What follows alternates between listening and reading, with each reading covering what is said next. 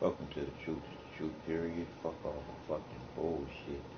Cause as you look at all the shit being revealed now, we've been bullshitted basically all our fucking lives, us adults.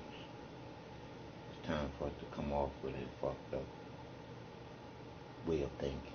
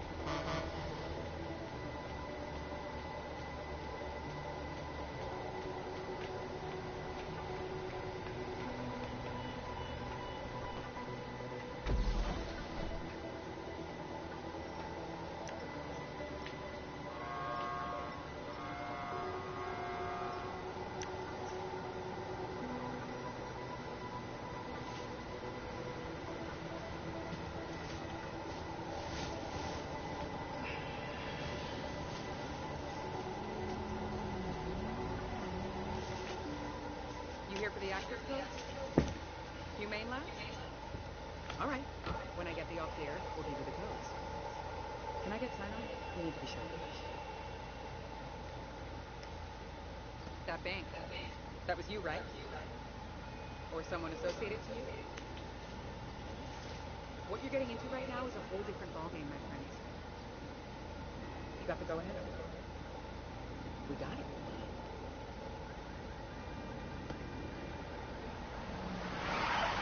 The FIB, what are these clowns doing? Shit! Move up! Move up! Hands in the air!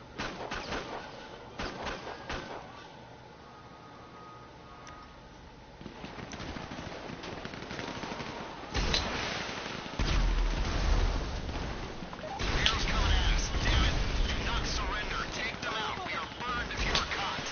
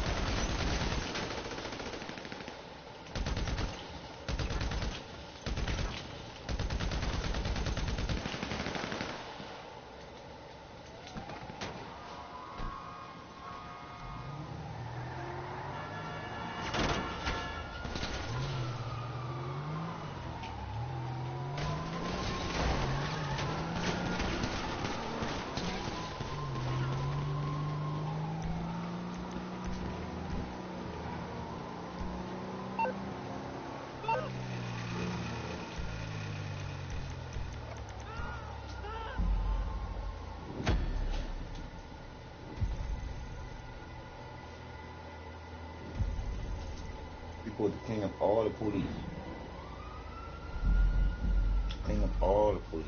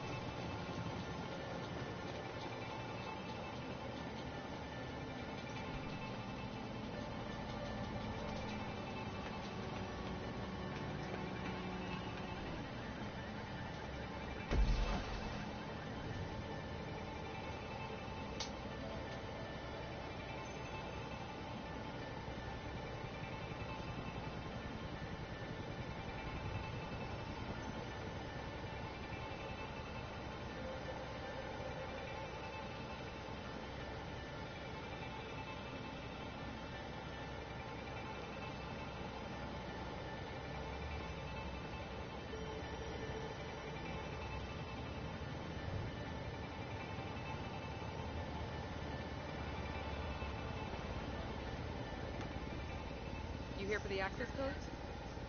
Humane labs? All right. When I get the all clear, we'll give you the codes. Can I get sign-on? We need to be sure.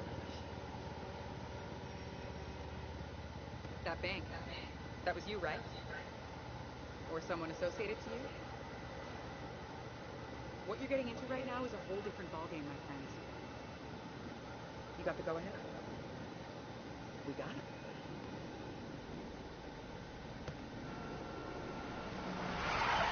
The FIB, what are these clowns doing here? Shit! Move up! Move up! Hands in the air!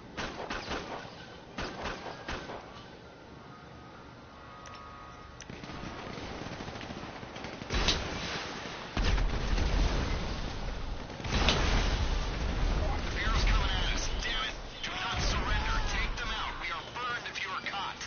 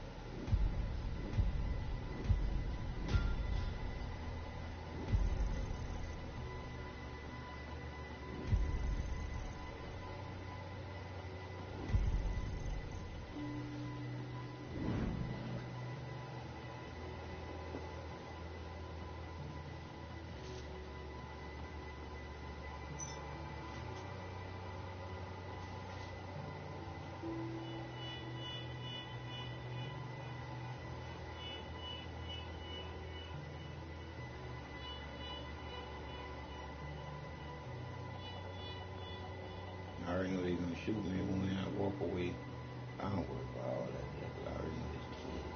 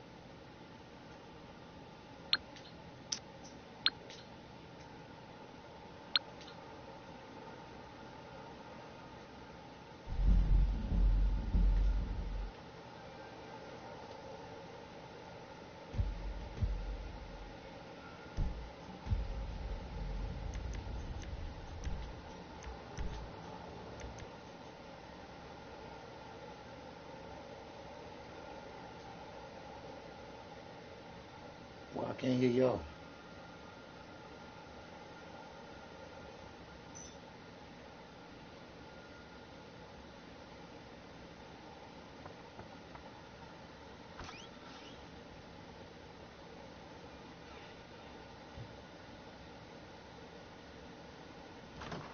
Hello, people.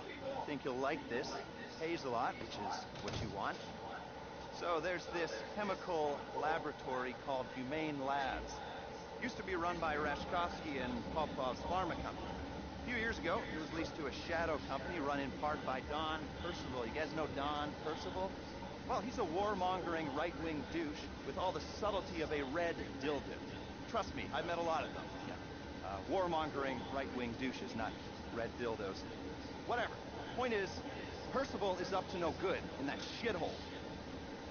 Nerve agents, we believe. At least, that's what the intel seems to suggest. What I got told on the street, and what my boss, who doesn't want you to know his name, will pay you to discover, because, well, don't worry about the why, just worry about the how. First, got a couple things to take care of. Get the Humane Labs key codes and the armored 4x4s, like the ones guarding the place. You'll do the key code exchange just off Elgin Avenue. You're going to be meeting with somebody who's had a bit of trouble with the Bureau, so please use caution. One of you is going to do the exchange, one of you is a bodyguard, and the other two are going to be lookouts. The armored 4x4s belong to Merriweather Security Consulting, which belongs to Don Percival, who is running Humane Labs. You'll find the Merriweather insurgents on exercise at Davis Courts in Blaine County. All right, people, doesn't matter what order you do this in, just get it done. This will pay well. No questions asked. We never met.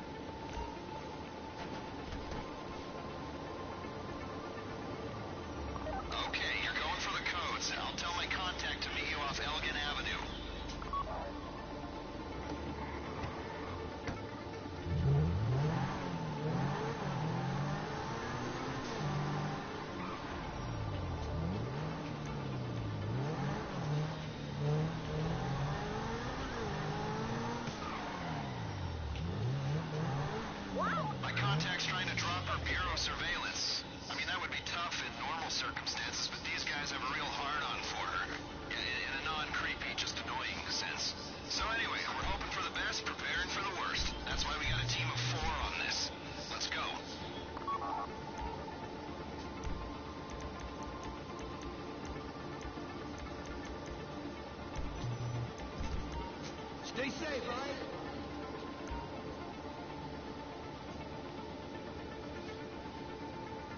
My contact needs to be able to get in and out quick. Make sure the entrance to the lot isn't blocked by your vehicle.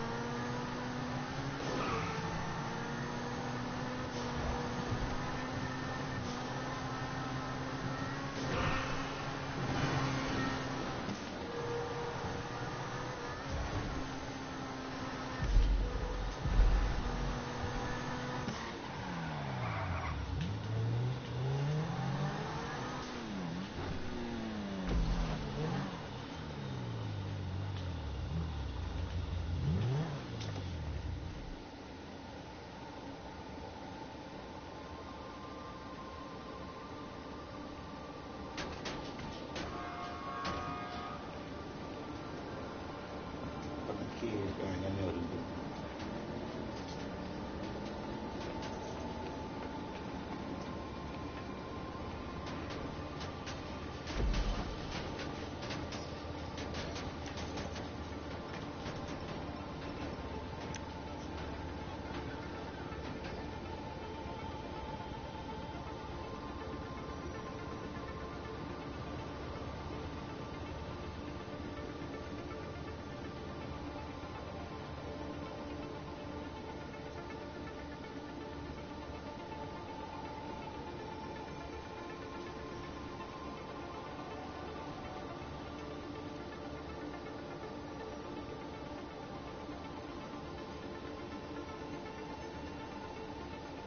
All because he went high by that car.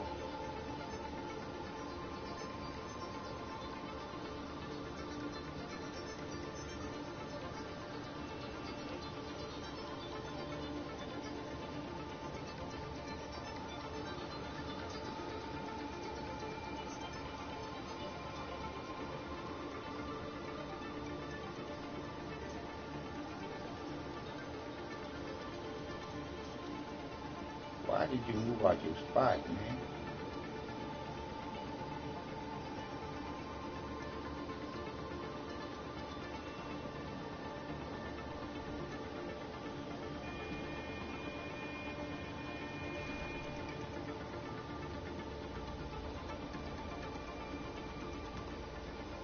You here for the access codes? Humane labs? All right. When I get the all clear, we'll give you the codes. Can I get sign off? We need to be sure.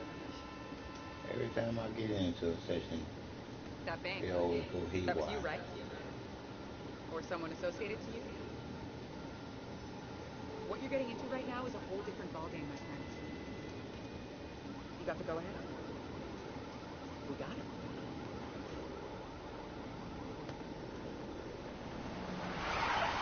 The FIB, what are these clowns doing here? Shit! Move up! Move up! Hands in the air!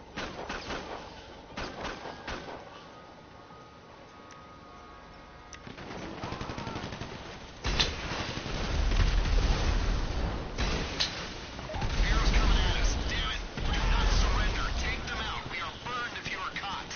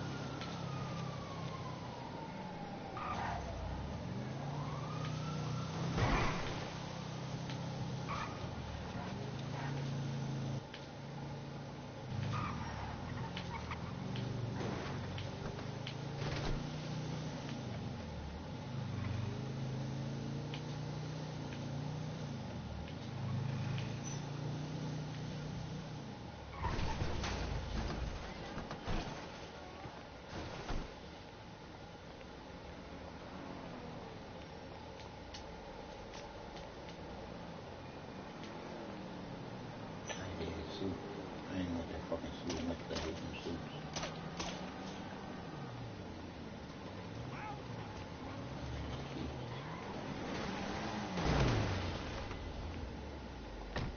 That was stupid. You could have killed him.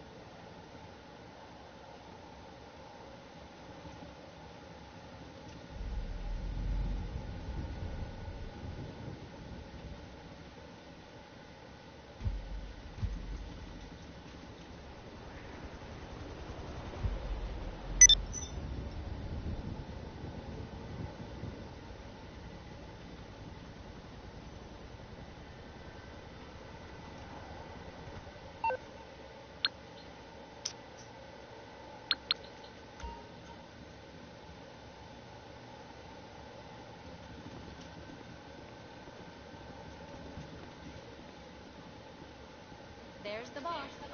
Oh.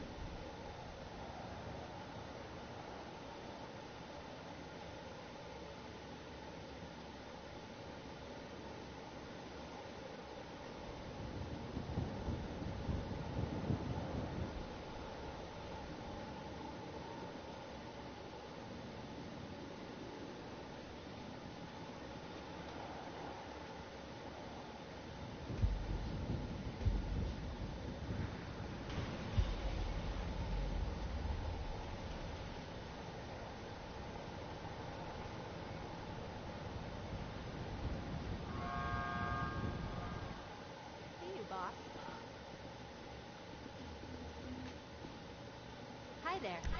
Have a good day.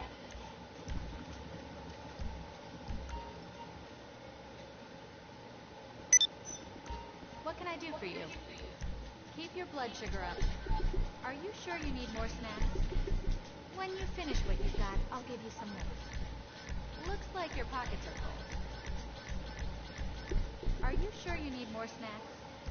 When you finish what you've got, I'll give you some more.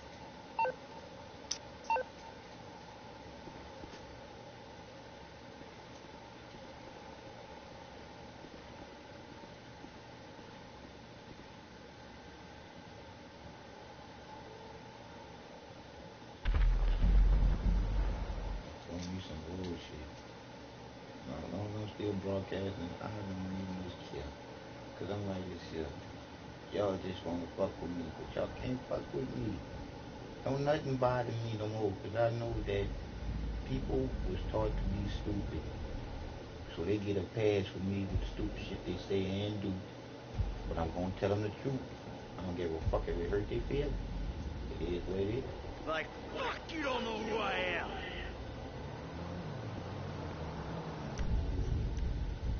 We see. All this is some bullshit. Don't make no sense.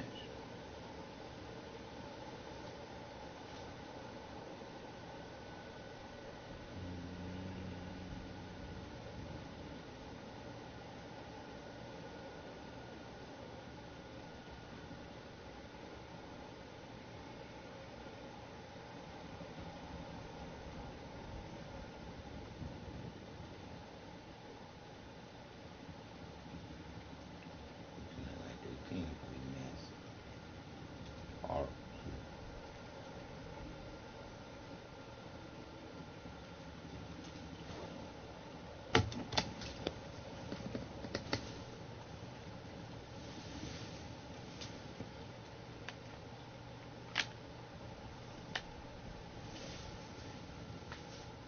I can tell that shit.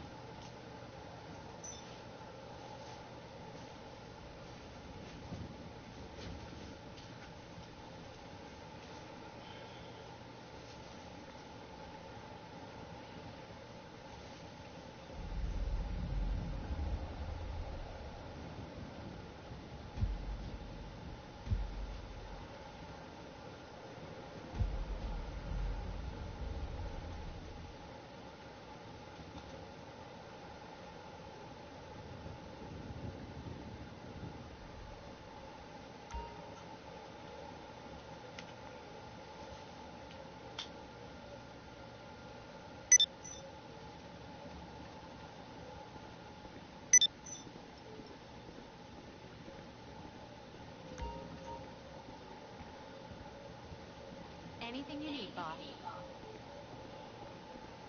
Hello. How can I help you? Quite a collection you've got here. Your personal vehicle is being brought up now.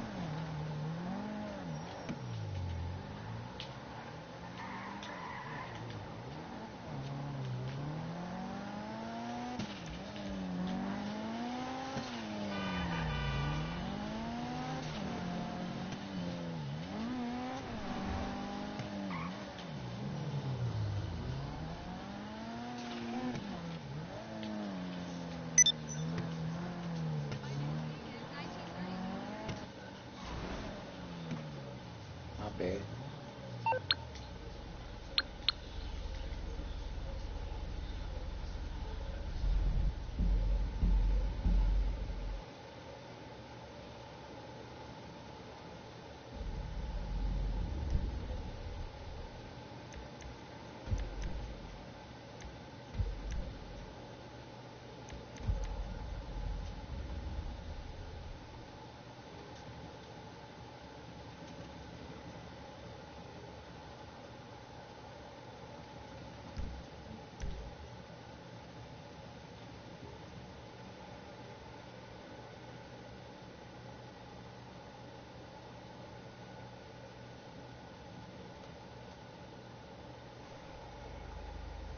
I'm gonna did that could be in a fight, but I don't think I'll be lucky on my boat, so I ain't going out.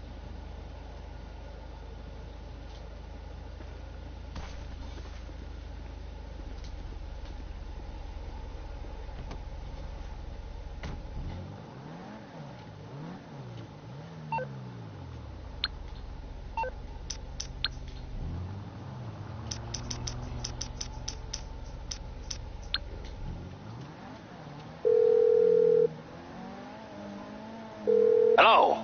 Can I help? Absolutely. I will be in touch.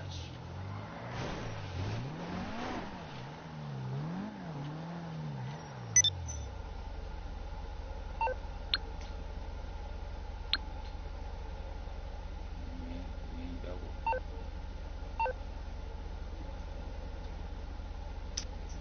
Ain't double.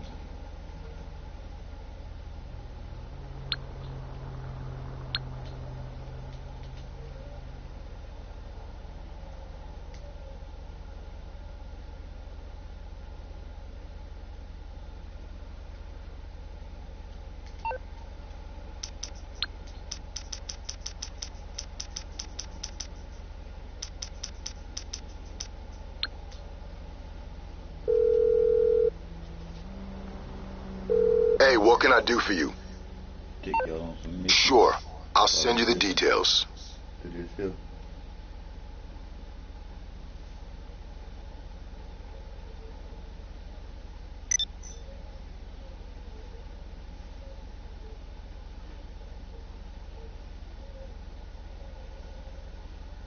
Nearly 6 centuries after Gutenberg devised his printing press, it's still possible for a single book to shake the foundations, rattle cliches, upend dogma, unnerve ideologues, and arm everyday people with the knowledge they need to fight back against the predatory powers that have robbed them of their birthright as citizens.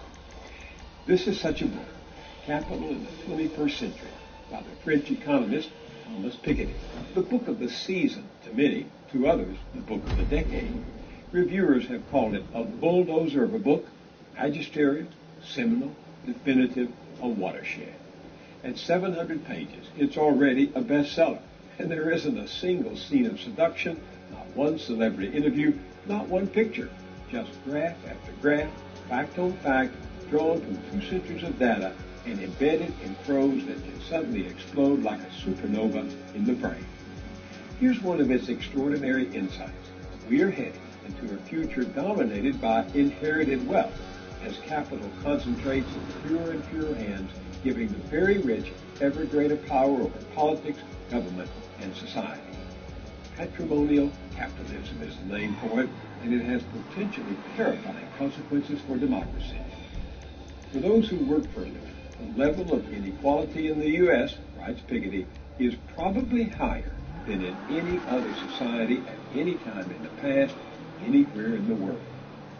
Over 3 decades, between 1977 and 2007, 60% of our national income went to the richest 1% of Americans.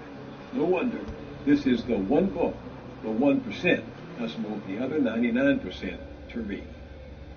Paul Krugman has been writing extensively and generously about Piketty's book.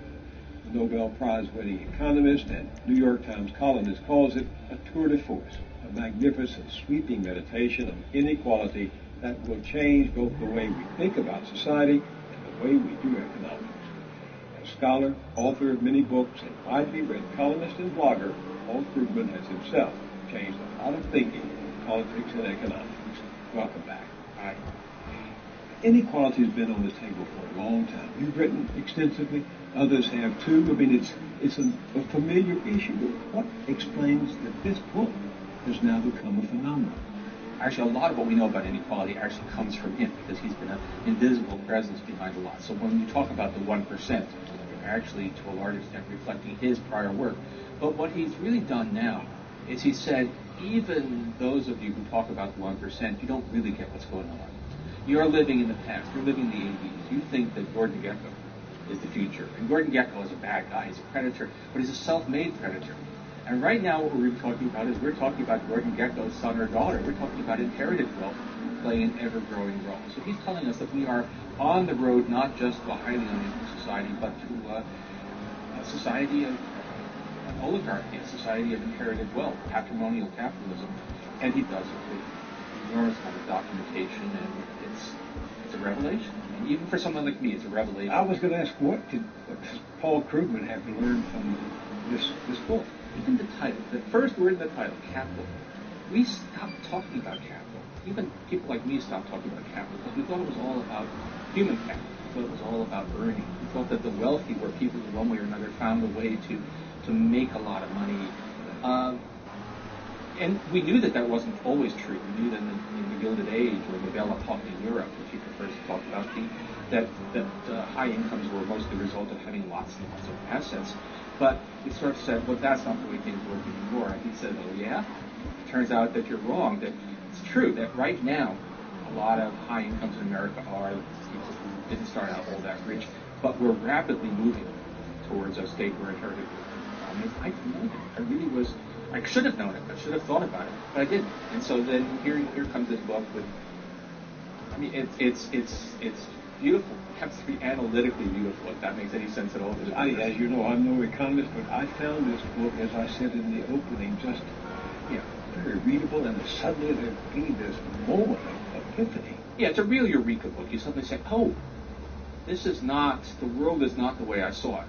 The world, in fact, has moved on a long way in the last 25 years, and not in a direction you're going to like, because we are seeing not only great disparities in income and wealth, but we're seeing them get entrenched.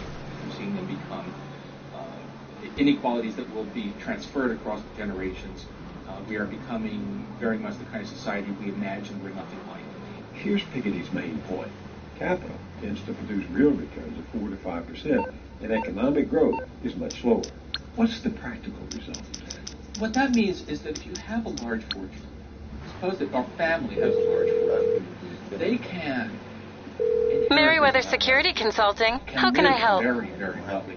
An air team is on its way to you. Still put a large fraction of the income from that fortune aside, and the fortune will grow faster than the economy. So the big dynastic fortunes tend to take an ever-growing share of total national wealth. So when you have a situation where the returns on capital are pretty high, and the growth rate of the economy... The cavalry has arrived! You have a situation in which not only can people live well off inherited wealth, but they can actually pass on to the next generation even more, and even higher share. So it's all, in his terms, R, the rate of return on capital, and G, the rate of growth of the economy. And when you have a high R, low G economy, then you're talking about a situation where dynasties come exclusively dominant at the top of the economic spectrum, and a tiny fraction of the population ends up very dominant. What's the realistic impact of this on working people? There's a direct impact, which is that part of income is always going to go to labor, although that seems to be a diminishing fraction, but the part that comes from capital is going to be in the hands of very few people. The other thing, which I think is critically important, he talks about more towards the end of the book, is political economy. That when you have, say, Roosevelt put it totally did, that when you have a few people who are so wealthy that they can effectively buy the political system is going to tend to serve their interests. And that is going to reinforce this shift of income and wealth towards the top. Do you agree with him that we are drifting toward it? Okay. Well, I don't think that's I don't see that there's any question. If you look at certainly if you look at what we know already, very more we know already about the concentration of income and wealth, you can see that it is growing. to see that, actually, I spent a little while just sort of going through the 400 list. And what you find is already an awful lot of inherited wealth. It's no longer a And we're done. Heading back to base. Self-made men, a lot of them are pretty old. And those fortunes are going to be passed on to next generation. So the drift towards oligarchy is very visible, both chemical observation and in the numbers. I was taken with something you wrote the other day. You said that in your opinion, the real problem is not capital accumulation per se, as much as it is quote, remarkably high compensation and income. Now, how does that differ from what you were just saying about wealth that passes to the next generation? So right now, high incomes are still primarily coming from people who made a lot of money, typically as corporate executives. That has been the story. So the big expansion of inequality in the United States since the 1970s has so far been driven by high salaries, high bonuses, and so on. That's where we are now, but our image of the top is really a quarter century old. It's about the way things were when these great fortunes were just getting started. We're just seeing the explosion of inequality.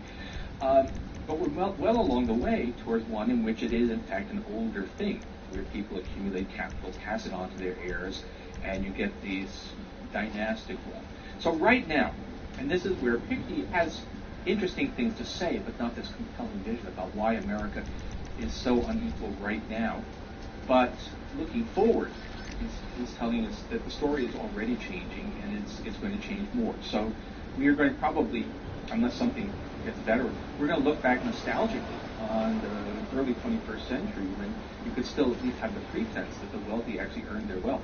And by the year 2030, it will all be inherited. And at the same time, we can't even manage to pay workers a minimum wage of $10.10. Yeah, and what's amazing, I thought actually one of the most depressing things, although enlightening in this book, is he talks about France in the Development, the years before World War I, which was ideologically as much a society committed to equality in principle as we are today, but in practice was totally dominated by very wealthy families, where it was impossible to even raise the possibility of seriously taxing great wealth. It was very hard to do anything to improve the conditions of ordinary workers.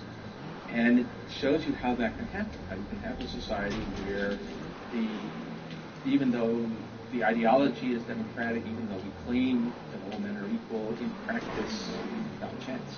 Isn't that what's happening now? Exactly. That's the point. And what's funny is at the time, Americans used to say, oh, we should never allow ourselves to become like old Europe after that. But we have had the Rockefellers, we've had the Carnegies, we've had the Pews, we've had big dynasties that transferred their wealth from one generation to another. Yeah. Before World War I, we had our dynastic families, but they were not nearly as dominant as they were in Europe. Largely not because we didn't have high returns on capital, but because we were growing so fast. We were an immigrant nation, fast growing nation, so they hadn't been able to establish a lot. And then after that, we had a long period of high taxation of large states, high taxation of capital income. But now we're on our way back. Now we're on our way back towards high-tech, hierarchical society.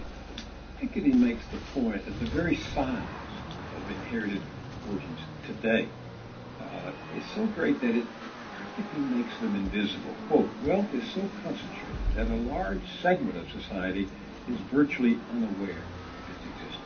Sure. If you have conversations with people who are not in this business, who are not economists, they have no idea what real wealth means in America. They think that having $1 million makes you wealthy. They think that having a salary of several $100,000 makes you wealthy. And while it's certainly true, that's a vastly privileged condition compared with most people, the sheer size of those big fortunes is so far outside our normal experience that it does become invisible. You're never going to meet these people. You're never going to have any sense of what it is that they control. And most people, I think, have no idea just how far the commanding heights are from you and me. You remind us often, and you did so just the other day, that the United States has a much more unequal distribution of income than other advanced countries, and that much of this difference comes from government action, such as? if you look at Europeans, just about all of them, they don't actually necessarily have higher taxes on very high incomes. That's not so much the factor. And they have higher taxes overall, which are used to pay for a lot of programs of aid. So you have universal health care, and we have sort of are stumbling our way towards something like that now. But they have a lot of income support for people with low income, lots of support for young parents. They have lots of, basically a lot of redistribution, which is a dirty word in U.S. politics, but in fact is essential to having a decent society. So that to be the average American is richer than the average person in France, although that's mostly because we work longer hours. But to be in the bottom, the bottom fifth in France is a far better thing than to be in the bottom fifth in the United States because of these government policies. It's not that wages are especially high at the bottom in France. The wages are higher than in the United States, with high minimum wage, but mostly you have government programs which make an enormous difference. The level of inequality of market income, what people actually make, is not that different among advanced countries. The level of inequality of disposable income, once the government has gotten through taxing and spending, is much higher in the U.S. than it is in most other advanced countries, and that's because of the government. Well, why is, as you said, redistribution such a noxious word in our political system? I think mostly it's just because there's a very effective apparatus of TV and print media and think tanks and so on who hammer against any suggestion of redistribution. They've managed to convince a lot of people that it's somehow un-American, which actually, if you look at American history, that's not at all true, but it's just been pushed very hard. I think also in the United States, look, we have to admit that race is always lurking under almost everything in American life. And redistribution in the minds of a lot of people means taking money from people like me and giving it to people who don't look like me. And I think that is a big difference between us and Europe. You do know that conservatives are regularly, consistently saying that inequality doesn't matter, that if the very rich were less rich, it wouldn't really make a difference to people out there working for a living. But of course, what Europeans do, which is to tax the rich and use it to provide benefits to people lower down the scale, that makes a big difference. That can make an enormous difference. Take a few percent of national income, take it away from the top 1% and direct it towards the bottom 20%, that's a tremendous gain in the quality of life of the bottom 20%. So just think about it. Actually, we have a health reform. It's not the health reform we would have wanted, but it's better than no reform. It's financed in large part with small surtaxes on high incomes.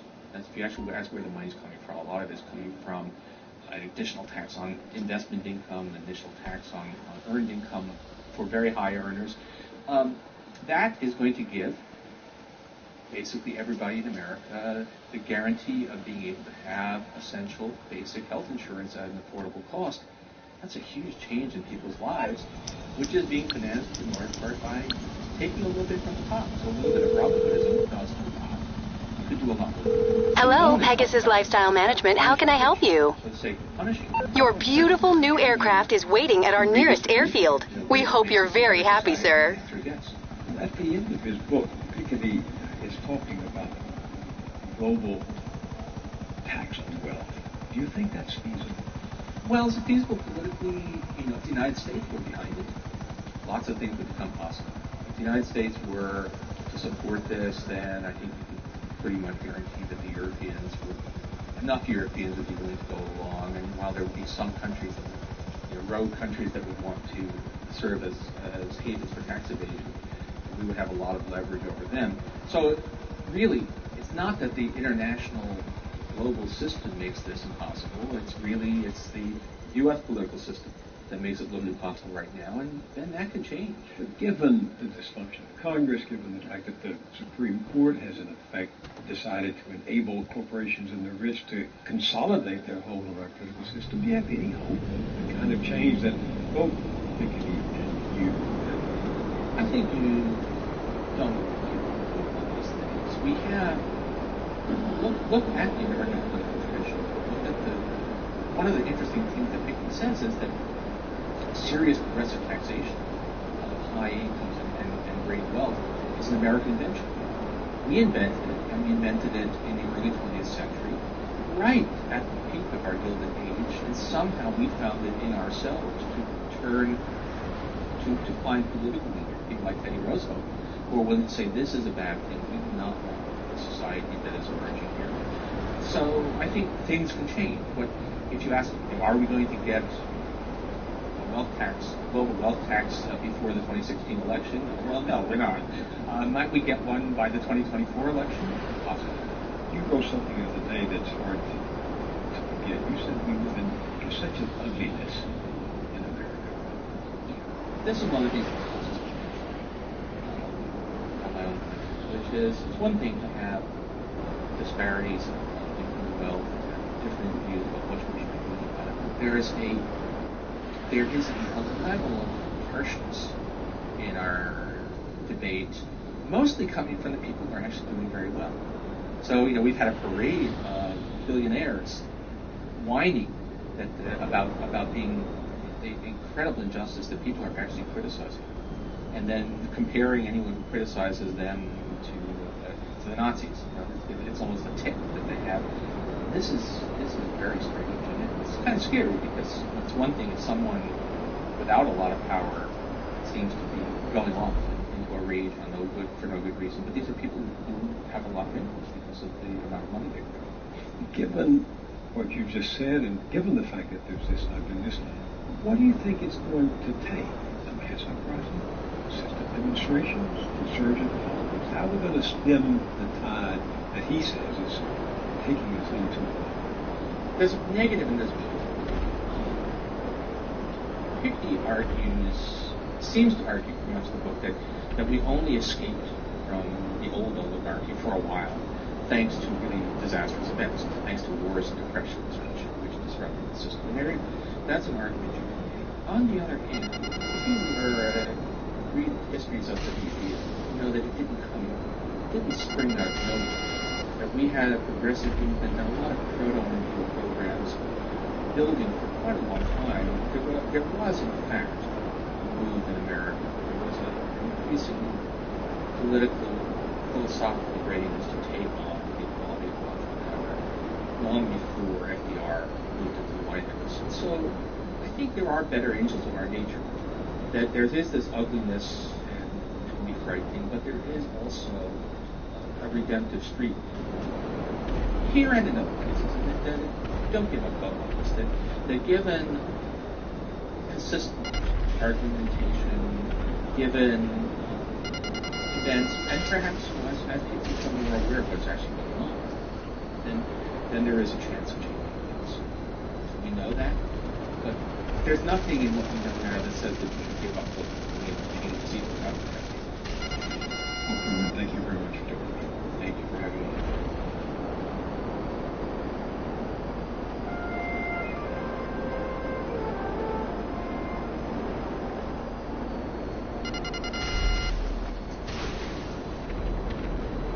The evidence keeps mounting. Just this past Tuesday, 15th of April, taxpayers, the FFL-CIO reported that last year, chief executive officers of 350 top American corporations were paid 331 times more money than the average U.S. worker. Those executives made an average of $11.7 million compared to the average worker who earned $35,239. As that analysis circulated on tax day, the economist Robert Reich reminded us that in addition to getting the largest percent of total national income in nearly a century, many in the 1% are paying a lower federal tax rate than a lot of people in the middle class. You will no doubt remember that an obliging Congress of both parties allows high rollers of finance the privilege of carried interest, tax rate below that of the secretary and clerk. And at state and local levels, while the poorest 20% of Americans pay an average tax rate of over 11%, the richest 1% of the country pays half that rate. Now, neither nature nor nature's God drew up our tax code. That's the word legislature, politicians. And it's one way they have, as Chief Justice John Roberts might put it, of expressing gratitude to their donors. Oh, Mr. Edison, We so appreciate your generosity that we cut your estate taxes so you can give $8 billion as a tax-free payment to your heirs, even though down the road the public will have to put up $2.8 billion to compensate for the loss in tax revenue. All of which makes truly repugnant the argument heard so often from courtiers of the rich that inequality doesn't matter. Of course it matters. Inequality is what has turned Washington into a protection racket for the 1%. It buys all those goodies from government, tax breaks, tax havens, allowing corporations and the rich to park their money in no tax zones, loopholes, favors like carried interest, and on and on and on. Listen, there's a big study coming out in the fall from Martin Jennings at Princeton and Benjamin Page at Northwestern, based on data collected between 1981 and 2002. Their conclusion, quote, America's claims to being a democratic society are seriously threatened. The preferences of the average American appear to have only a minuscule, near zero, statistically non-significant impact on public policy. Sad that it's come to this. The drift toward oligarchy that Thomas Piketty describes in his formidable book has become a mad dash, and it will overrun us and overwhelm us unless we stop it. At our website, BillMoyers.com, you can find out much more about Piketty's book and the debate it has sparked on both the left and right. That's at BillMoyers.com. I'll see you there, and I'll see you here next time.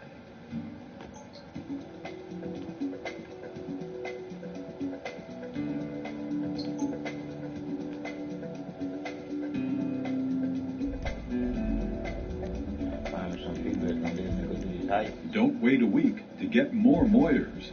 Visit BillMoyers.com for exclusive blogs, essays, and video features.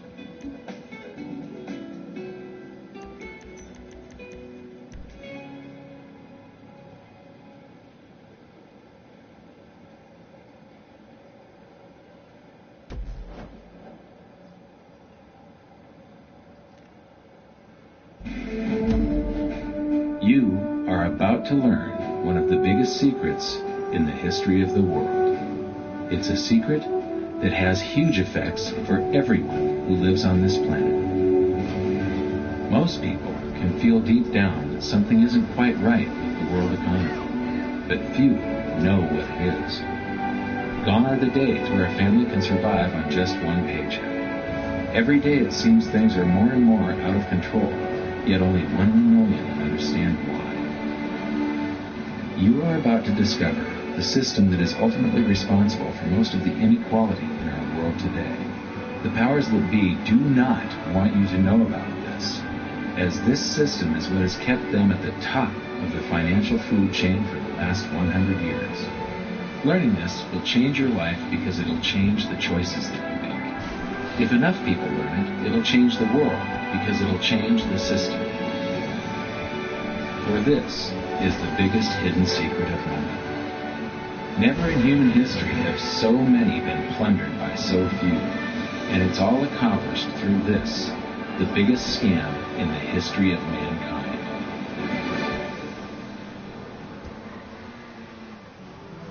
They say that money doesn't grow on trees, but the truth is that the modern banking system creates currency far faster than trees can grow.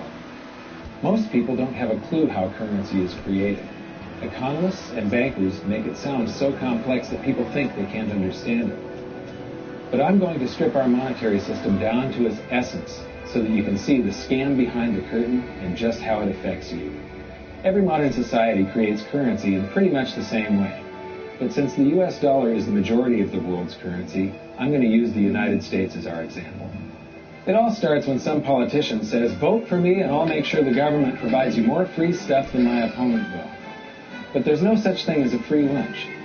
So to provide that supposedly free stuff, the politicians vote for the country to spend more than its income.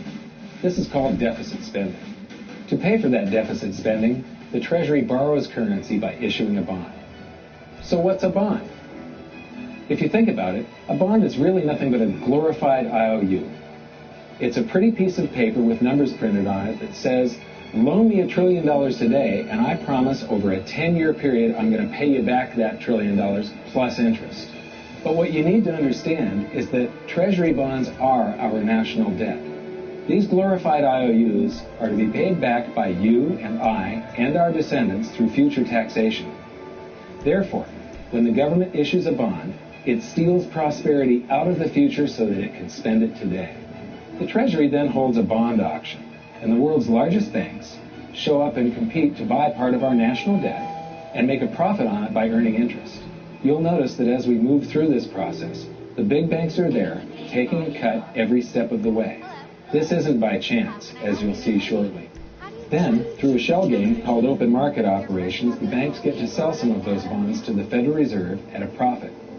To pay for the bonds, the Federal Reserve opens up its big old checkbook and writes bad, bogus, counterfeit checks that should bounce because they're drawn on an account that always has a zero balance. There isn't one penny in there. To quote from the Boston Federal Reserve, when you or I write a check, there must be sufficient funds in our account to cover that check. But when the Federal Reserve writes a check, there is no bank deposit on which that check is drawn. When the Federal Reserve writes a check, it is created. The Fed then hands those checks to the banks, and at this point, currency springs into existence. The banks then take that currency and buy more bonds at the next Treasury auction. Man, that's bullshit, what is a check? Man. A check is also an IOU. That's robbery. When you write a check, you're making a note that says, here's my IOU for cash. All you have to do is go to the bank and pick it up. Now, it's very, very important that you understand this process because we're going to come back later and show you the devastating effect this has on you. The Treasury issues IOUs, bonds. Banks then buy those IOUs with currency. The Federal Reserve then writes IOUs, checks, and hands them to the banks in exchange for the Treasury's IOUs, the bonds. And currency is created. So what's really happening is the Federal Reserve and the Treasury are just swapping IOUs, using the banks as middlemen, and abracadabra, presto, currency magically springs into existence. This process repeats and repeats over and over again, enriching the banks and indebting the public by raising the national debt. The end result is that there's a buildup of bonds at the Federal Reserve and currency at the Treasury. This process is also where all paper currency comes from. The Federal Reserve and the government mistakenly call it base money because they didn't watch episode 1 of this series and they don't know the difference between money and currency. But I will correctly refer to it as base currency because it is not. As we've learned, there is a big difference. Money has to be a store of value and maintain its purchasing power over long periods of time. We learned in episode 1 that earlier in our history, our paper currency was just a plain check. It was a representation for real money of intrinsic value, the gold and silver that was held on deposit at the Treasury. You could walk into any bank and slap your currency, like say a $20 bill, on the counter and redeem it for real money, a $20 gold piece. But now, this base currency that's piling up back here is really nothing but a receipt or a claim check on an IOU, that bond. So it's really nothing but a supply of numbers. The Treasury then deposits the newly created currency into the various branches of the government. And the politicians say, hey, thanks for that. And the government Hello, you're through to Pegasus Lifestyle Management. How can I help? Social programs. Great. The aircraft is waiting for you at our nearest airfield. We trust you'll be happy, sir. Then deposit their pay in the banks. Now, this may come as a shock to you, but when you deposit your currency with the bank, you're not actually depositing it into an account to be safely held in trust for you. Instead, you're actually loaning the bank your currency, and within certain legal limits, they can do with it pretty much anything they please. This includes gambling in the stock market and loaning it out at a profit, of course. Now, this is where the machine of currency creation really gets cranky, because this is where something called fractional reserve lending comes into play. Fractional reserve lending is exactly what it says. The banks are allowed to reserve only a fraction of your deposit and loan the rest out. Although reserve ratios may vary, I'm going to use a 10% reserve ratio as our example. If you deposit $100 in your account, the bank can legally take $90 of it and loan it out without telling you. The bank must hold $10 of your deposit in reserve just in case you want something. These reserves are called vault cash. But why does your bank account still say you have $100 if the bank has stolen $90 of it? Because the bank left IOUs it created, called bank credit, in its place. Now, I know this sounds crazy, but here it is in black and white from the Fed. commercial banks create checkbook money when they grant a loan simply by adding new deposit dollars in accounts on their books in exchange for a borrower's IOU. These are nothing but numbers that the banks type into their computers. And even though these bank credit IOU numbers are very different from base currency numbers, because they only exist in computers, they are still currency. So now there is $190 in existence. Now the reason people take out loans from the banks is to buy something. They're going to buy a house or a car or something like that. So the borrower takes the $90 that the bank loaned to him from your account, and he pays the seller of the item. But then the seller deposits that currency into his account, and his bank loans out 90% of that and leaves bank credit numbers in its place. So now there's $271 in existence. This process repeats and repeats until under a 10% reserve ratio, an initial deposit of just $100 can create up to $1,000 of bank credit, all backed by $100 of vault cash, just 10%. But as I said, reserve ratios vary wildly. On some deposits, it's 10%, on others, it's 3%, and on some forms of deposits, reserve requirements are 0. The result is that the expansion of the currency supply by the banks is far greater than even this example would lead you to believe. So once again, when currency is deposited in the banks get to lend it out, and then it gets redeposited and relent, redeposited and relent, redeposited and relent over and over again, creating bank credit all the way. This is where the vast majority of our currency supply comes from. In fact, 92 to 96% of all currency in existence is created not by the government, but here in the banking system. Now, massive amounts of currency spewing into society may at first sound like a fun idea. That is, until you remember one of the most important hidden secrets of money from episode 1, that the prices of everyday goods and services act as a sponge on an expanding currency supply. The more currency we have, the more prices rise. This is where inflation comes from. The true definition of inflation is an expansion of the currency supply. Rising prices are merely the symptom. So our entire currency supply is nothing but a couple of bucks whipped up in this hocus-pocus scam where the Treasury and the Federal Reserve swap glorified IOUs, and a bunch of numbers that the banks just type into their computers.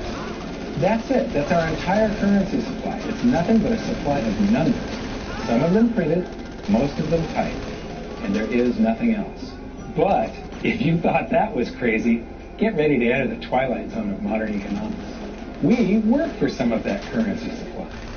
True wealth is your time, but we trade away moments of our lives, hour by hour, day by day, and year by year, for numbers that somebody printed on pieces of paper or just typed into a computer.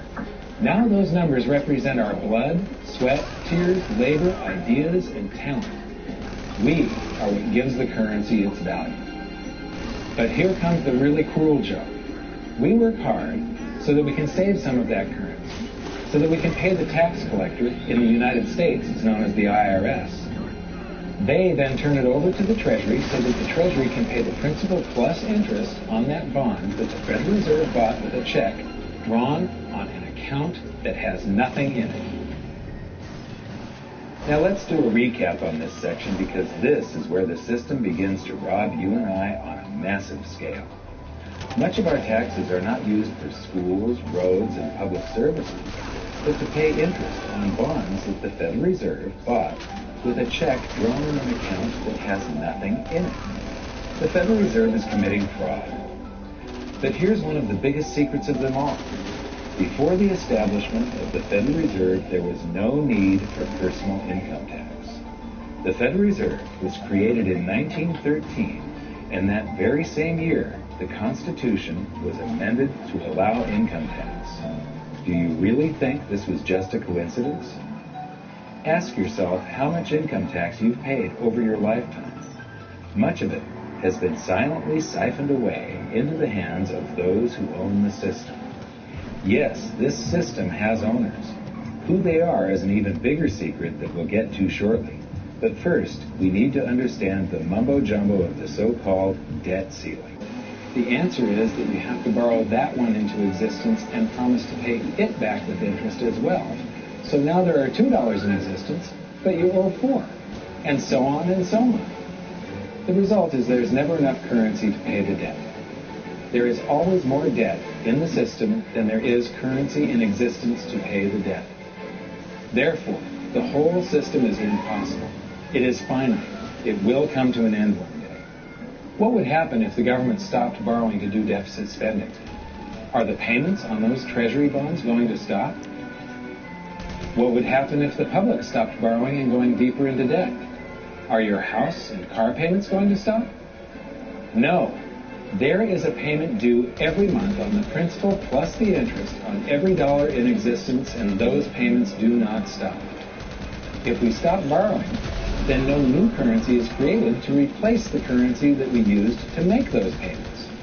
Whether you're making a payment on a loan or paying tax to make a payment on a bond, the portion of the payment that goes to pay off the principal extinguishes that portion of the debt.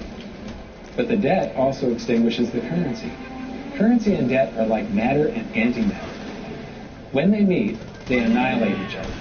If we just pay off the principal only on all the loans and bonds that exist, the entire currency supply just vanishes.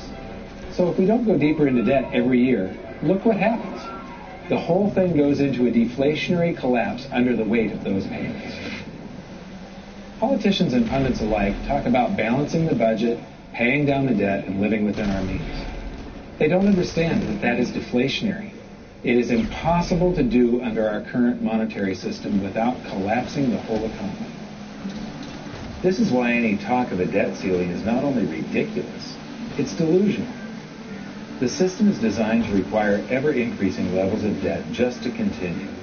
And that's why politicians will always kick the can down the road and raise this so-called debt ceiling over and over again until the whole system finally collapses under its own weight. In other words, they don't want it to collapse on their watch. The Founding Fathers of the United States knew the dangers of central banking and fought to free themselves from this very thing. The Revolutionary War started out as a tax revolt, but now we must pay tax just to have a monetary system. Having just suffered through the hyperinflation of the Continental dollar, which was printed into oblivion to finance the Revolutionary War, they understood the dangers of fiat currency and debt-based monetary systems. So to protect future generations from institutional theft and out-of-control government, they wrote into the Constitution that only gold and silver can be money, for the simple fact that you can't print them. Our current system is not only unconstitutional, but it robs us of the liberty and prosperity our forefathers fought and died for. We are all feeling the effects of ignoring the Constitution right now. By forcing more currency into circulation, our purchasing power is diluted. Inflation is a slow and insidious stealth tax that is simply the result of this debt-based monetary system. This system empowers and benefits those who create the currency and receive it first, as they get to spend it into circulation before it has an effect on the economy. They're stealing purchasing power from you and transferring it to the banks and the government every hour of every day because of this false monetary system. And it's not like the people at the top don't know this. To quote the Federal Reserve, the decrease in purchasing power incurred by the holders of money due to inflation imparts gains to the issuers of money. This is a fraud. It is a pyramid scheme. It is a Ponzi scheme. It's a scam, and it's a lie. Our entire monetary system is nothing but a form of legalized theft. But here's the biggest con job of them all. The Federal Reserve is not federal. It has stockholders. There is no federal agency that has stockholders. What's a stockholder? A share of stock represents a percentage of ownership in a corporation. So the stockholders are the owners of that corporation. Therefore, the Federal Reserve is a private corporation with owners. And you can see it for yourself if you go to the Federal Reserve's website, and it will say, the stockholders receive an annual dividend of 6%. Now, we know that the stock in the Federal Reserve was originally issued to the largest banks in the United States. But because of mergers and acquisitions through the years, you can't actually trace who owns the stock in the Federal Reserve. That's a very closely guarded secret. My guess would be that the owners are those primary dealers, the banks that get to make a profit by selling part of our national debt, those bonds, to the Federal Reserve, who buys them with a check from nothing. Then we pay tax to pay the principal and the interest on those bonds so that the Federal Reserve can pay the banks a 6% dividend. Wow. Don't be alarmed if you don't quite comprehend the deception of this system at first glance. Very few people do. It is purposely complex. The economist John Maynard Keynes once wrote, "By this means, government may secretly and unobserved confiscate the wealth of the people, and not one man in a million will detect the theft." Wow. I believe that presented correctly, anyone can understand this system, regardless of how complex it is. So let's do a recap and break it down Word even of more. warning, partner. The way the system IT works is business that, at step one, the government creates glorified IOUs. These bonds increase our national debt and put the public on the hook to pay it back. Step two, IOUs are swapped to create currency. The Treasury sells the bonds to the banks. The banks then turn around and sell our national debt at a profit to the Federal Reserve, which they probably own. The Federal Reserve then opens its checkbook that doesn't have a penny in it and buys those IOUs with IOUs that it writes, checks, on a checking account that has a zero balance. Then they give those checks to the banks and currency just springs into existence. And then the whole process repeats. This results in a buildup of bonds at the Federal Reserve and currency at the Treasury, which is really just a supply of numbers. The Treasury then deposits the numbers in the various branches of the government, and we get to step three. The government spends the numbers on promises, public works, social programs, and war. Then the government employees, contractors, and soldiers deposit their pay into the banks, and we get to step four, where the banks multiply the numbers by magically inventing more IOUs through fractional reserve lending, where they steal a portion of everyone's deposit and lend it out. That currency gets redeposited, and then a portion is stolen again. And the process repeats over and over, magnifying the currency supply exponentially. Then we work for some of those numbers, which brings us to step five, where our numbers are taxed. We pay tax to the IRS, who then turns our numbers over to the Treasury, so the Treasury can pay the principal plus the interest on bonds that were purchased by the Federal Reserve with a check from nothing. Then we get to step six, the debt ceiling delusion. The system is designed to require ever-increasing levels of debt and will eventually collapse under its own weight because politicians always kick the can down the road. They don't want it to collapse on their watch. And finally, step seven, the secret owners take their cut. The world's largest banks own the Federal Reserve. Those banks make a profit selling our national debt to the Fed. They make a profit when the Fed pays them interest on the reserves held at the Fed, and the Fed pays them a 6% dividend on their ownership of the Fed. This system is fundamentally evil. It funnels wealth from the working population to the government and the banking sector. It is the cause of the artificial booms and busts of modern economies, and it causes great disparity of wealth between the rich and the working class. And it is only possible because we no longer use real money, we use currency. But worst of all, it is a form of enslavement. Bond is the root word of bondage. Whenever a government issues a bond, it is a promise to make us pay tax in the future. Nobody asked you if you wanted to pay tax today for the prosperity we all enjoyed in the last century. Nobody is asking our children if they want to work hard in the future to pay for the prosperity we're enjoying now. George Washington once wrote to James Madison, "No generation has the right to contract debts greater than can be paid off during the course of its own existence." By stealing prosperity from tomorrow so we can spend it today, we enslave ourselves and future generations. Now this all sounds pretty bad, but there is great hope, for you are the greatest threat to this false monetary system. This system relies on the public being ignorant of its workings. Please share this knowledge with everyone you know, because an informed public that fully understands the system can build a better future for generations to come. And now I leave you with this quote, widely attributed to a former director of the Bank of England. "The modern banking system manufactures money out of nothing. The process is perhaps the most astounding piece of sleight of hand that was ever invented. Banking was conceived in inequity and born in sin. Bankers own the earth. Take it away from them, but leave them the power to create money and control credit, and with the flick of a pen, they will create enough money to buy it back again. But if you want to continue as the slaves of bankers and pay the cost of your own slavery, let them continue to create money and to control credit. This is the Federal Reserve in Washington, D.C. It's located on Constitution Street, and that is just as much of a joke as the New York Fed being located on Liberty Street. Both of them are unconstitutional, both of them limit our liberty, and they transfer wealth away from us every second of every day to the Federal Reserve, to the government, and to the banking sector. You are now among the 1 in a million who can detect the theft of your prosperity.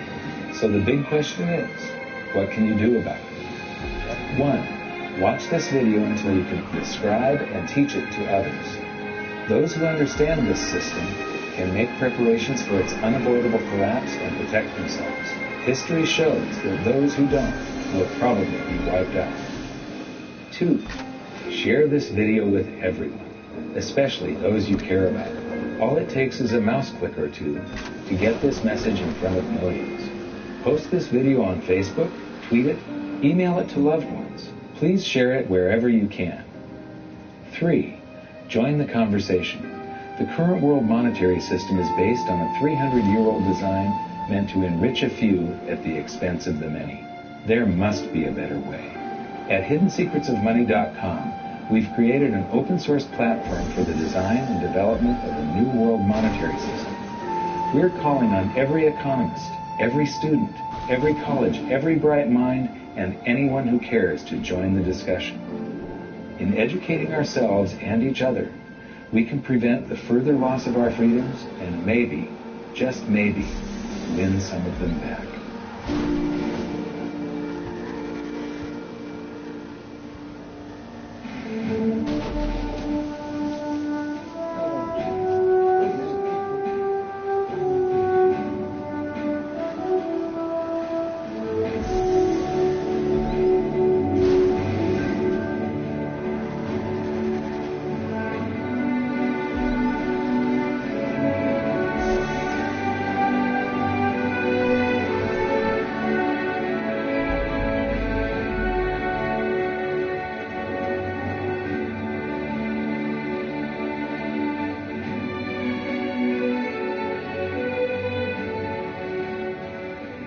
I think your episode 4 is very beneficial, very helpful. It's going to introduce these ideas to a lot of people. And like I've just been talking about, we have to change people's mind. And the more they understand it, the better.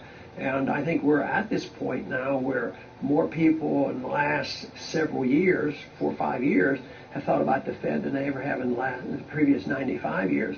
So I think an explanation and diagrams to show it is very helpful, because quite frankly, they're not going to get it in their grade school. They're not going to get it in their high school. They're not going to get it in college unless they're in a very rare circumstance to understand how this works.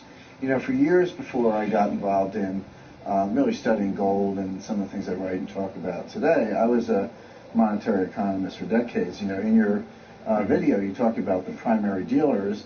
I was chief counsel and chief credit officer of one of the largest primary dealers for 10 years. So I had an inside seat on the Treasury market and had the privilege of working with several former vice chairmen of the Board of Governors, Manley Johnson and David Mullins, going back to the 80s and 90s. So I'm very immersed in what you were talking about. I thought it was extremely accurate, extremely clear.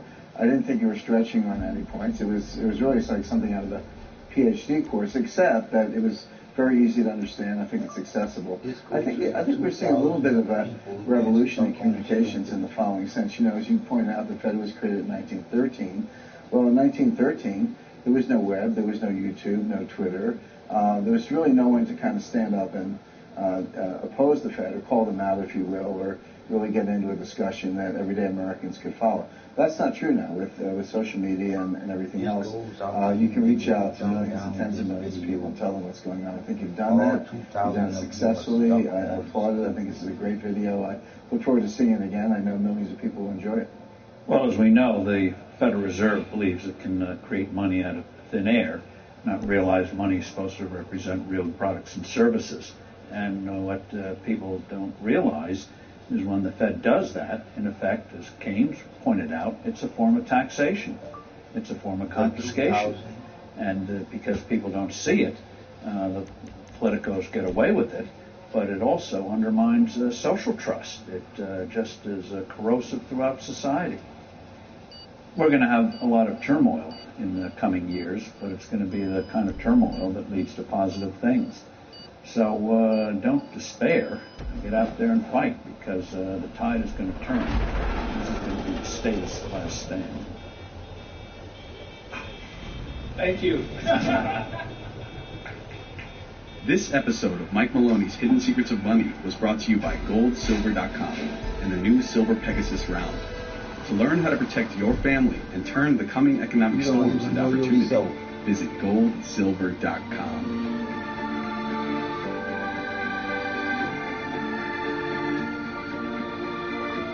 You know why you come down this road?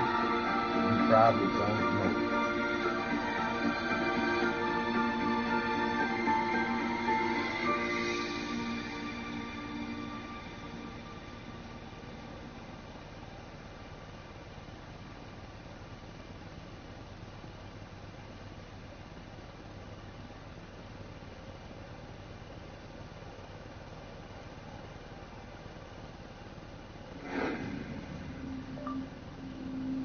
Your true wealth is your time and freedom. Money is just a tool for trading. You have a choice. It's a container to store your economic energy until you're ready to deploy it. But the whole world has been turned away from real money and has been fooled into using currency.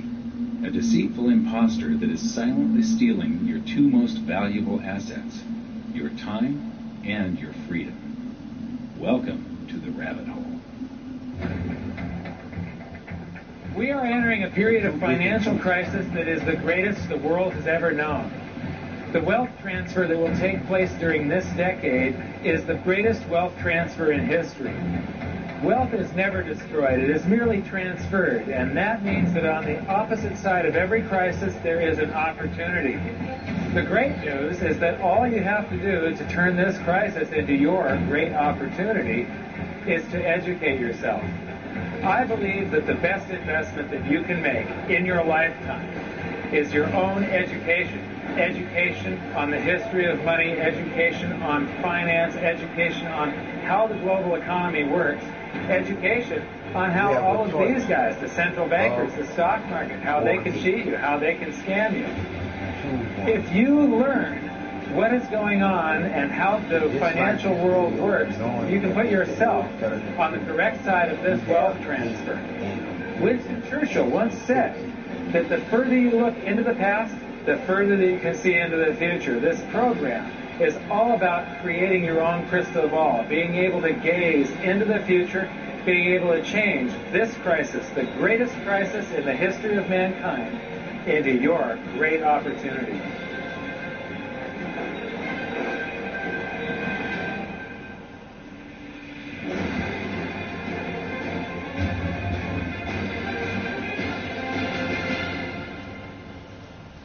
Hidden secrets of money, some of them are hidden in plain sight. They're like right in front of you. The way the monetary system works is something that isn't actually hidden away from all of us. It's out in the open, but it's complex and people just they can't see how it works. It's hard for them to imagine that we're living in such a hoax. Others are meant to be secret, but the truth is slowly coming out, like the Federal Reserve being a private corporation, and really part of the U.S. government. But when I started studying this, what I found was that there was no place that I could point people to where they could get it all in one spot. And so I basically decided to write my book about it and consolidate monetary history, economics, the markets, fundamentals of gold and silver. There's a lot of smoke and mirrors in economics, and I've sort of made it my job to lift the fog for people. Who don't like the truth?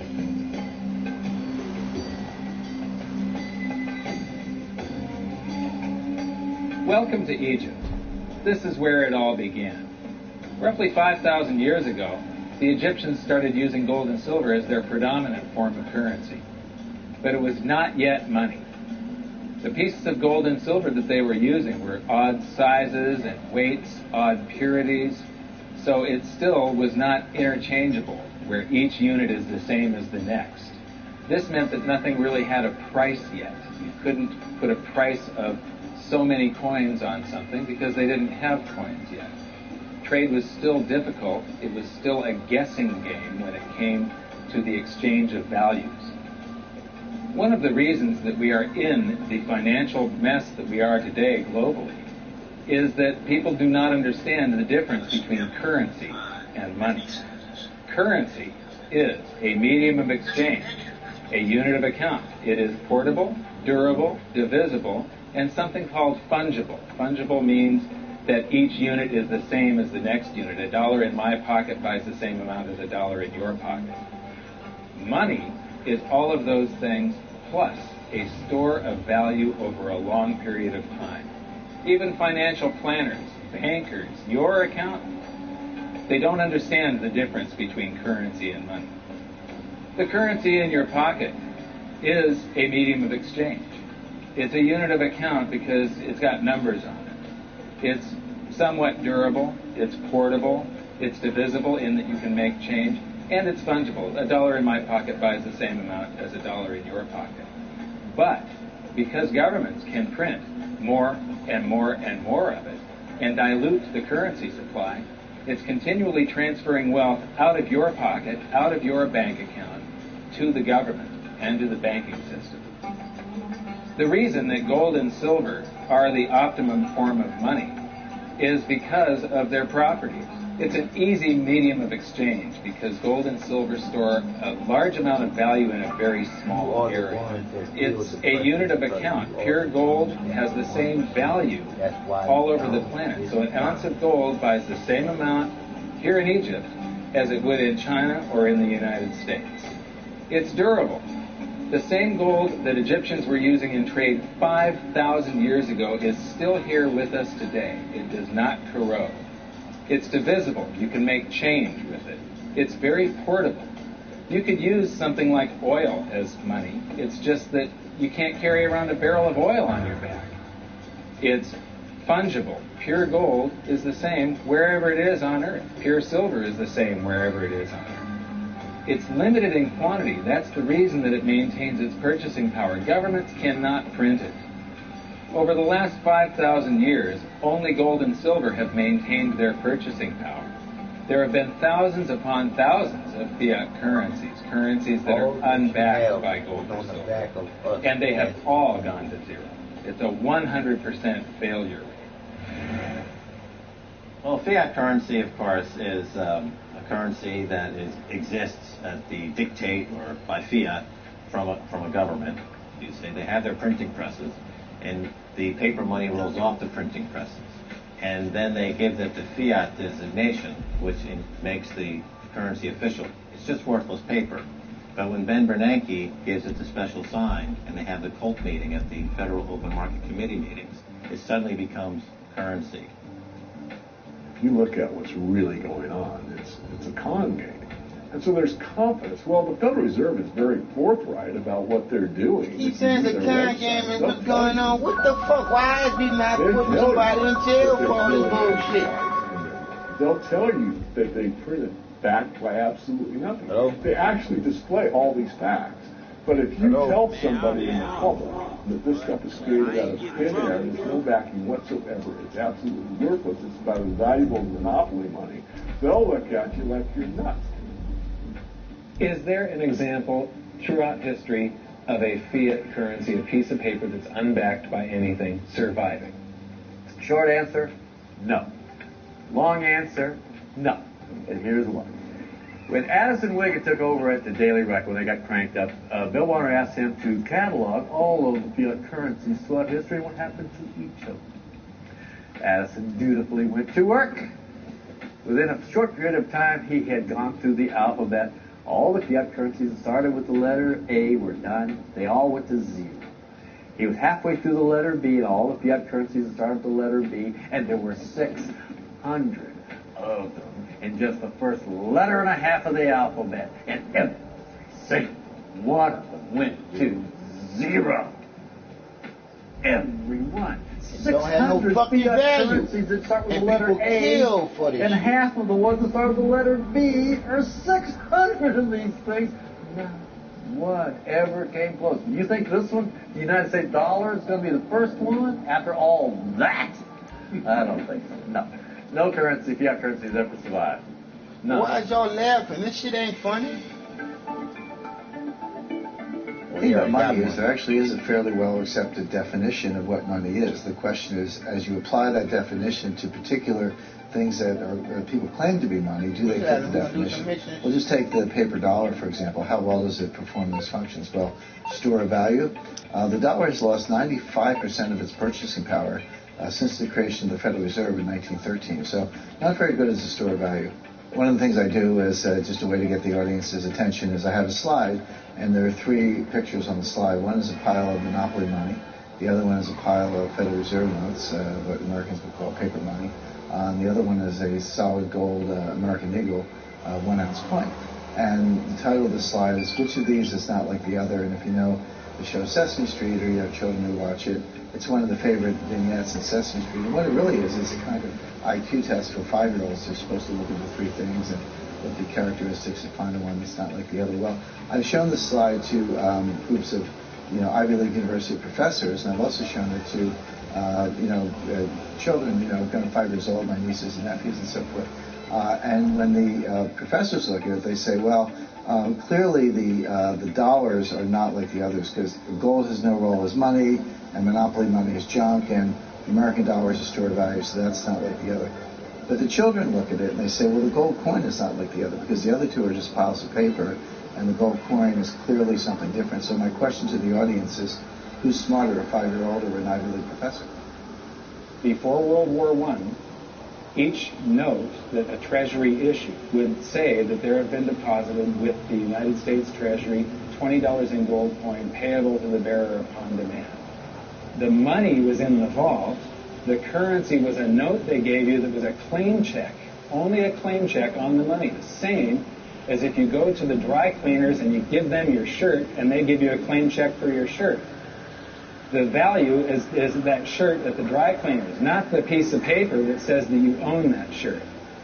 So our currency that circulated was the paper U.S. dollars, and they were claim checks on money. The next hidden secret is the difference between currency and money. Money must be a store of value and maintain its purchasing power over long periods of time.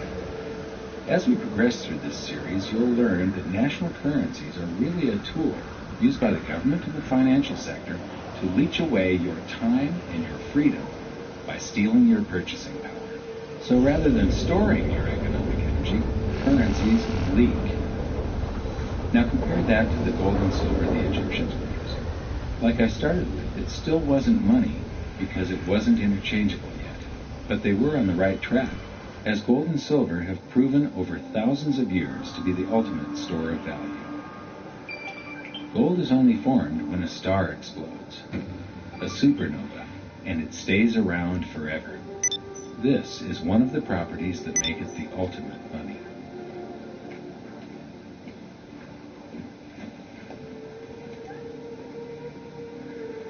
People are amazed that after 5,000 years, the pyramids are still here.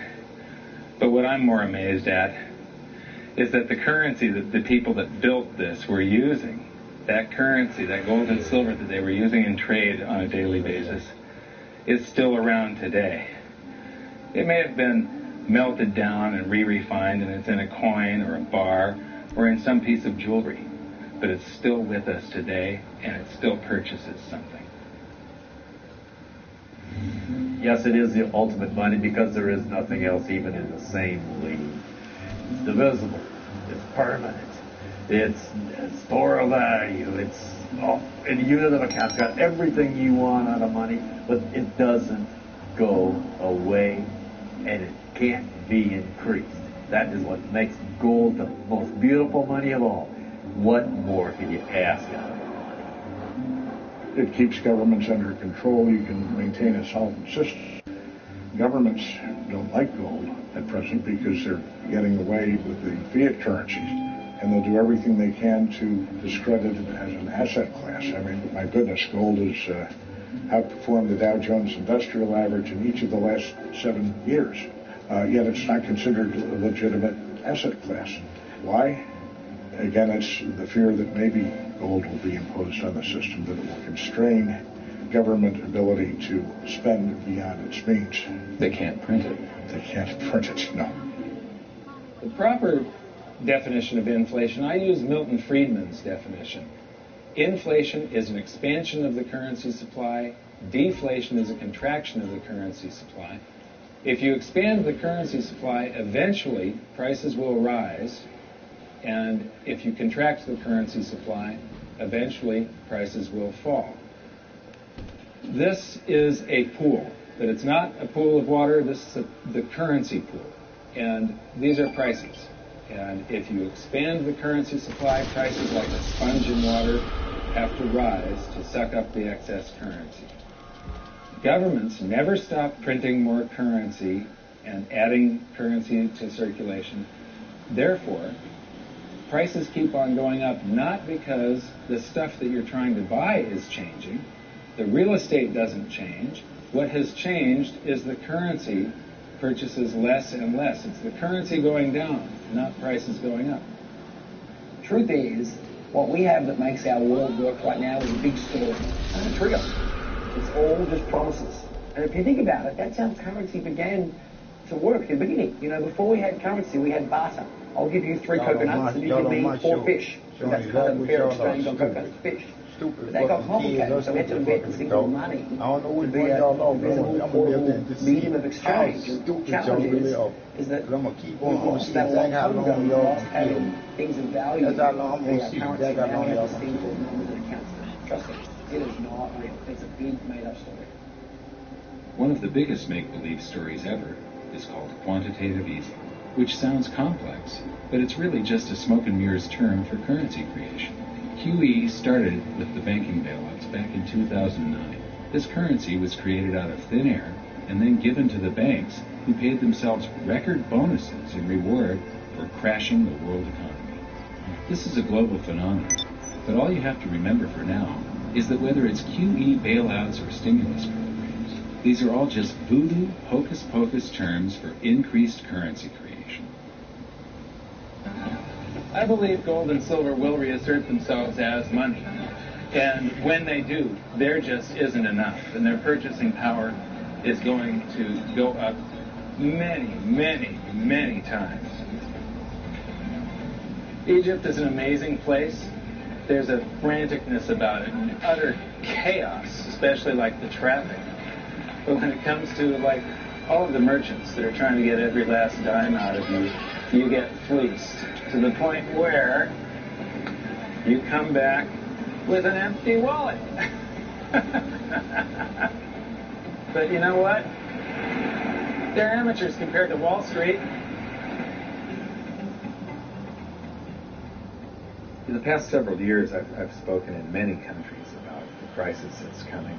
And a lot of people think that they're going to be okay in their country, that it's only going to happen to the United States or maybe the United States and Europe. But what they don't realize is that this is a global phenomenon. I got to show you something here.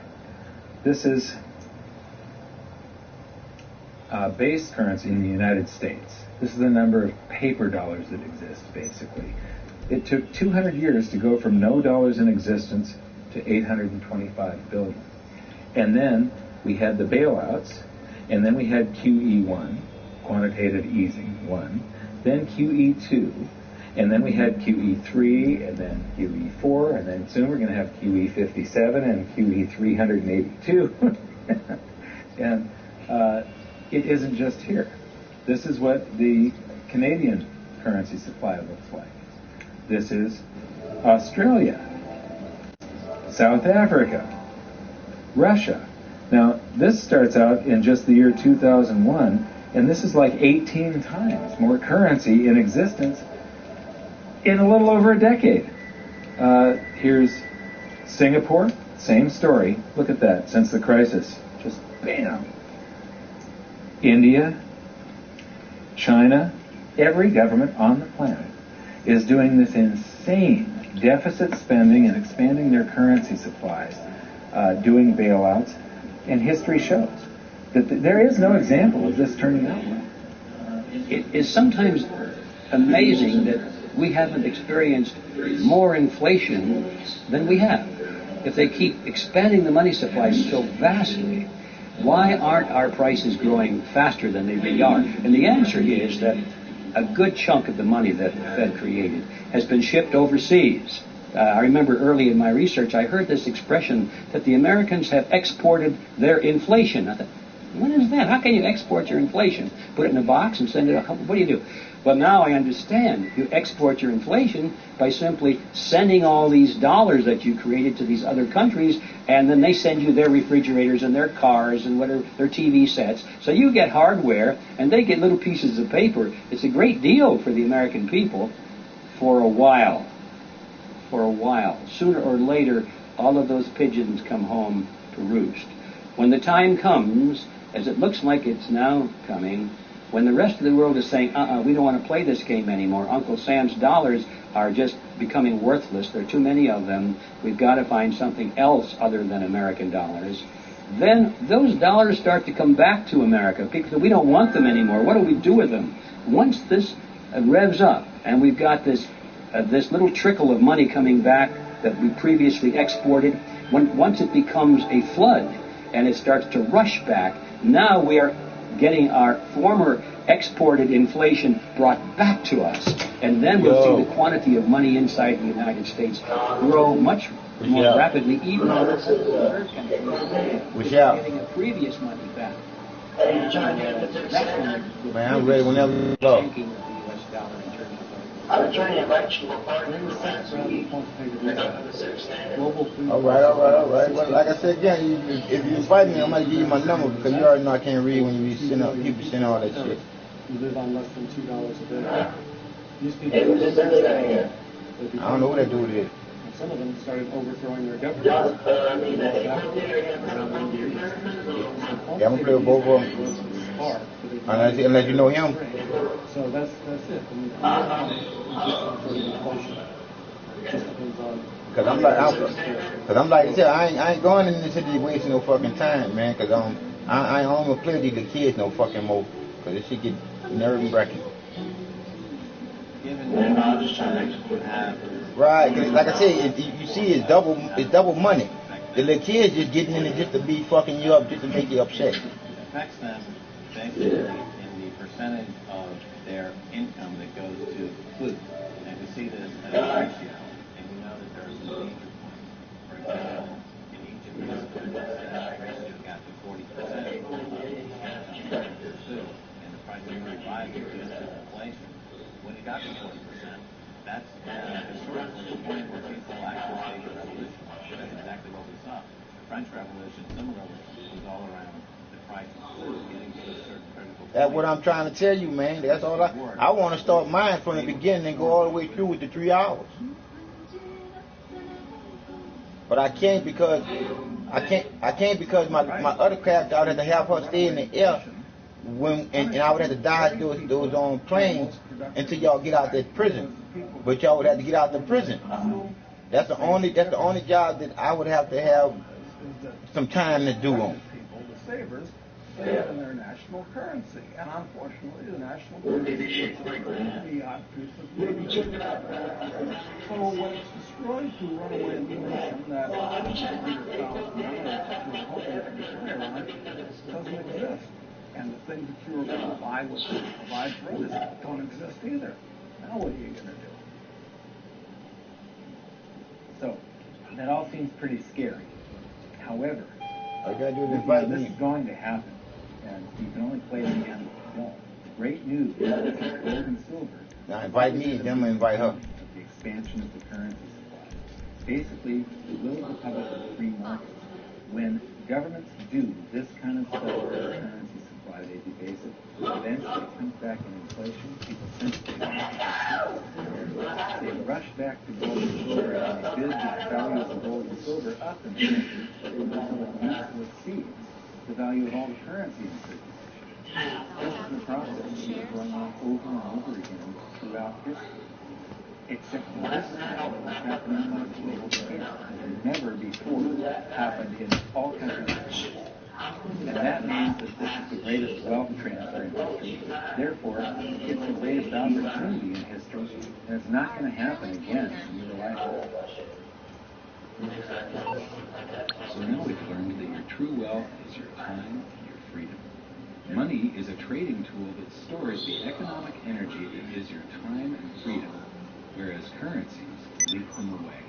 Gold and silver are the ultimate money, simply because of their properties. Fiat currencies are based solely on confidence, and return to their intrinsic value of zero. That's the invite? People don't like gold because it imposes restraint. Rising prices are a symptom of an expanding currency supply, and gold and silver always are currency supply. That's it for this episode. Oh, that ain't gonna happen with this here, dog. Investigate how monetary history. I'm not gonna come in no fucked up rotation with that bullshit. Silver always win the battle between currency and money. Meaning that my character gonna get paid, man. challenge to you is to stop. I'm not gonna come on. It's a crucial first step in setting your mind free of all this economic voodoo and changing your context. No. Listen what I'm saying. Ain't nobody getting no 800,000, and another person getting lower than that. And we'll answer some of your questions in future bonus features. So good luck and thanks for watching. Because y'all doing the glitch or something? Yeah. So if y'all doing the glitch, it's like it's. Hold on. If y'all doing the glitch, no, put like it's here. In order to do the glitch, after the glitch is done, split the money up equally. If you ain't gonna split the money up equally, I can click out now. You do know that I've got 2 degrees, both in finance. The desert and a soup. A camel guy. You're not. It is what it is.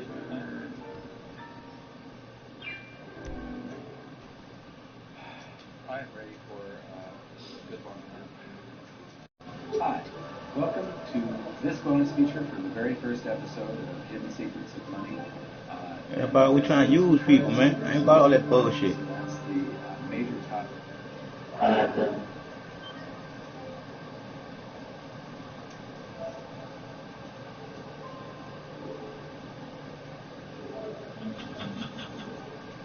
The world is going to have a new monetary system in this decade we're in.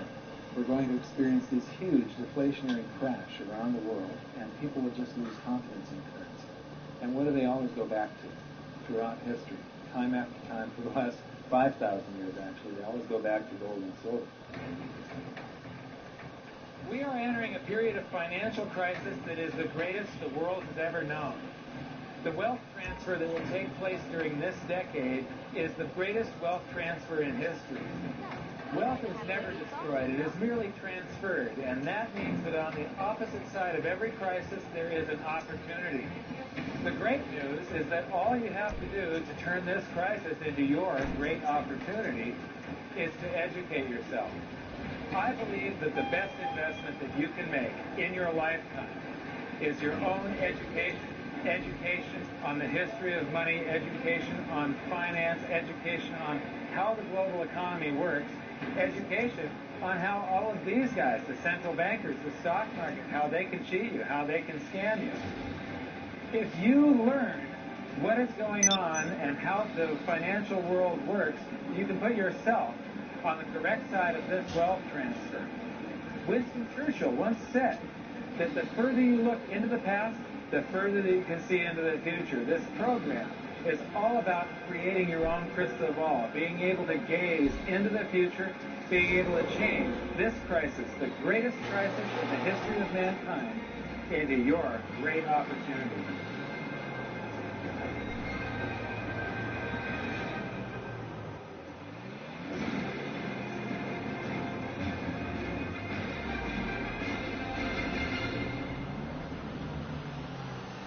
So it all started back in 1999. My sister and I hired a financial planner to help my mother with her assets. Gold assets. And in the next year and a half, he lost 50% of what she had. You know, he would come to us every 6 months. We'd have a meeting. And he'd have this smile on his face, just ear-to-ear smile. Going, we did really well. The S&P lost 24%, and you only lost 18%. And so I fired him, and I moved all of her assets to cash, and I dove into studying financial markets, which led me into studying the economy. And when I started reading about the global economy... LJT, you good to talk? Your, mini-mint's running out of supplies. I'd factor in a trip there for a materials run sometime soon. Once I started reading that, I would also write about monetary history. Then I really... Because monetary history just repeats and repeats over and over again, echoing all the way back to the beginning of civilization.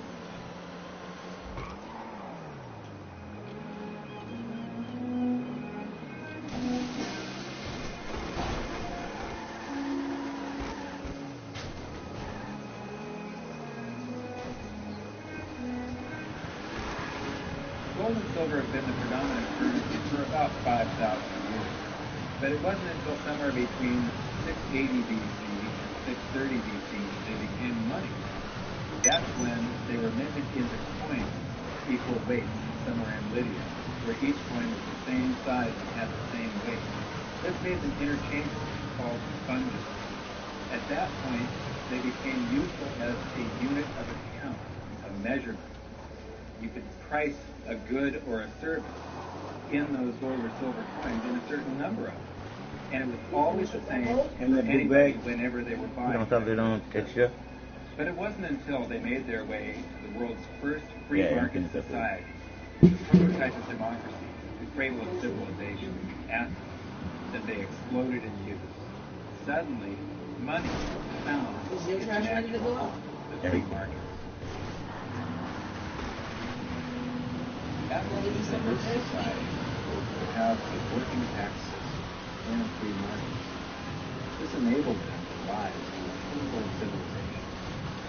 Their prosperity allowed them to create great works of art and achieve a level of architecture and engineering that the world had not yet seen. Here we are 2,500 years later, and people are still in awe of their achievements. It was truly a fantastic period in human history, and the Athens star shone brightly for many years. So this begs the question, what went wrong? How did such a great and powerful civilization fall? The answer lies in the same pattern that we see throughout history. Too much greed and too much war.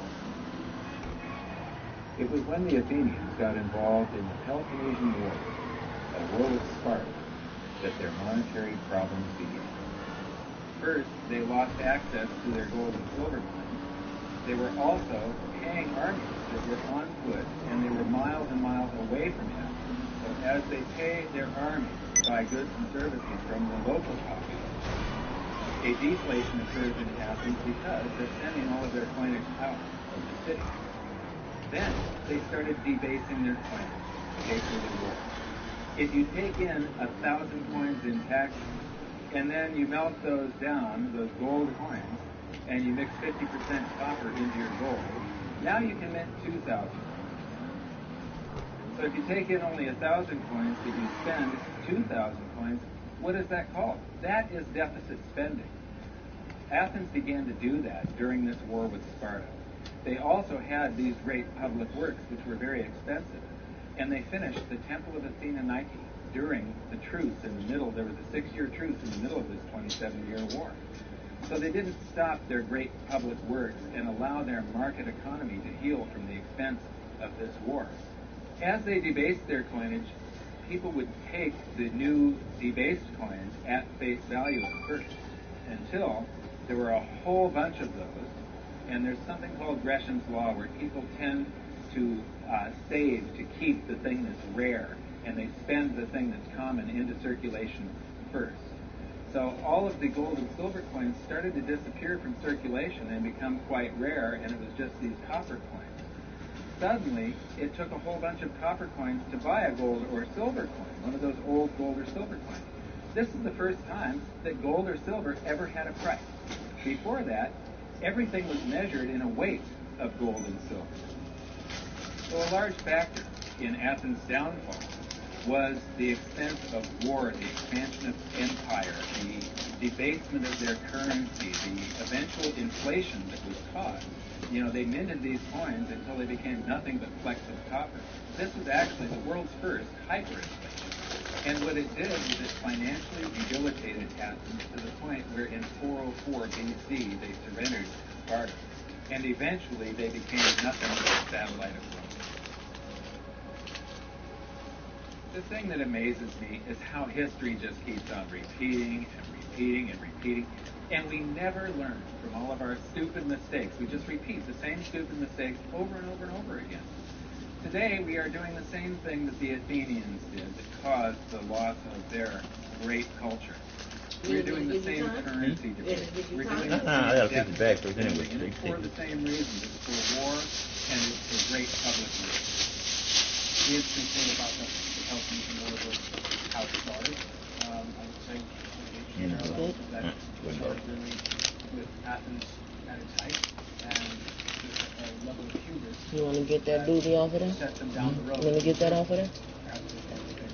The doobie?